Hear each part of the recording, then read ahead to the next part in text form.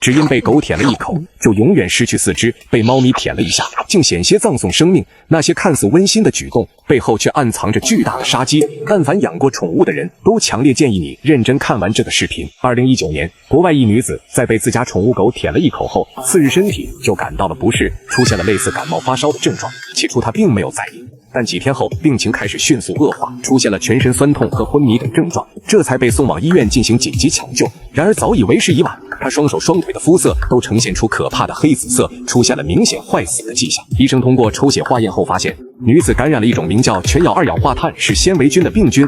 這種病菌普遍存在於狗狗的唾液中，一般通過啃咬或者吻舔的方式进行傳播。這種病菌會首先感染血液，然後流向全身，最終導致脓毒症。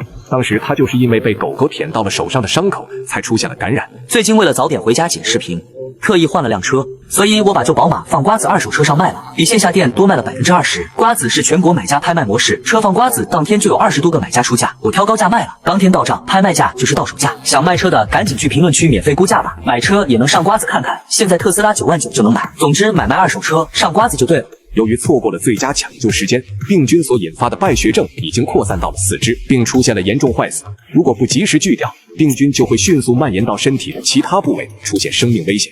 最後为了保住性命，女子只能無奈鋸掉四肢，無獨有偶。2018年，美國一男子也因為同樣的遭遇，永遠地失去了自己的四肢。更糟糕的是，在這次意外中，他的鼻子也因為重度感染，不幸被割去，從此生活毫無質量可言，永遠地生活在痛苦和悔恨中。其實，狗狗因為衛生問題，唾液中多少都會存在一些病菌，如果在跟它的互動中被舔到傷口，就很可能引發感染，輕則流感發燒，重則器官衰竭，危及生命。然而，不只是狗狗，喜歡擼貓的人更要注意，據不完全統計，90%的貓咪唾液中都含有一種較為致命的多沙巴斯特杆菌。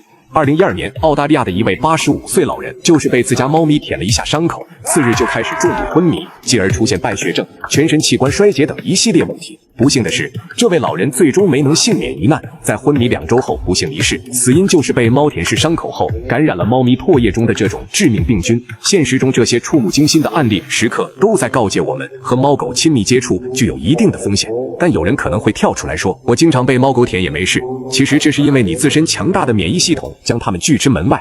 但常在河邊走，哪有不濕鞋？人總有免疫力低下的時候，一旦病毒這時趁機入侵人體，它們將會肆無忌憚地繁殖。如果進入血液，勢必會引發更為嚴重的後果。所以舔狗有風險，擼貓需謹慎。那麼你有沒有被自己寵物舔舐的經歷呢？看完你還敢這樣做嗎？最後再多說一句，想賣車千萬別猶豫，趕緊上瓜子免費估價吧。